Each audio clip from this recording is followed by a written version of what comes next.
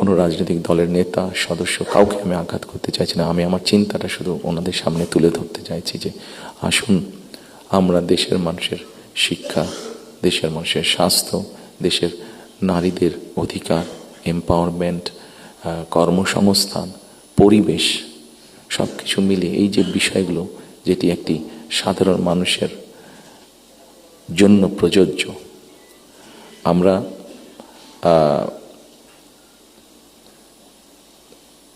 অনেক দিন ধরে আমরা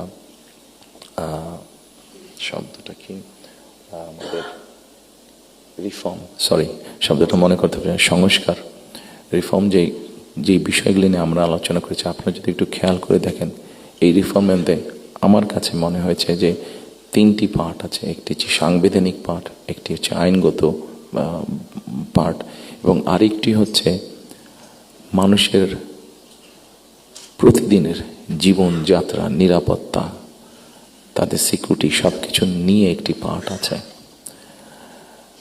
আমরা সাংবিধানিক বিষয় নিয়ে আলোচনা করেছি, আইনগত বিষয় নিয়ে আলোচনা করেছি।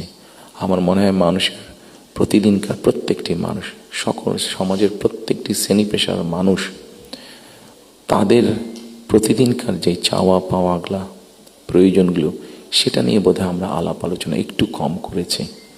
আমার কাছে মনে হয় সেই বিষয়গুলি নিয়ে বোধহয় আলোচনা করা উচিত। সেই বিষয়গুলি নিয়ে বোধহয় প্রত্যেকটি রাজনৈতিক দলের আলোচনা করা উচিত।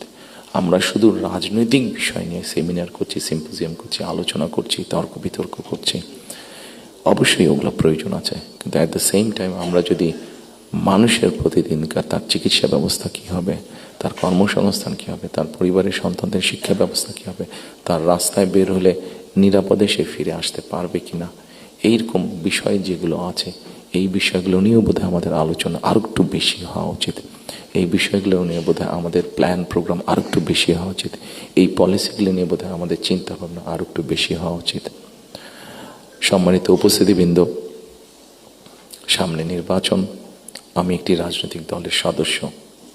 স্বাভাবিকভাবেই আমরা 22 তারিখ থেকে আমাদের সকল রকম পরিকল্পনা নিয়ে জনগণের সামনে যাব। আপনারা যারা আজকে কষ্ট করে আমাদের আমন্ত্রণে এখানে এসেছেন, আবারও আপনাদেরকে আমি আমার এবং আমার দলের পক্ষ থেকে আন্তরিক ধন্যবাদ জানাতে চাই।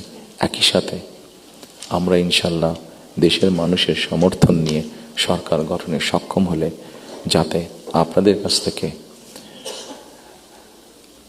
কাছ থেকে এমন ধরনের আলোচনা, সমালোচনা আমরা পাই যেটা আমাদেরকে সাহায্য করবে দেশকে সামনে এগিয়ে নিয়ে যেতে।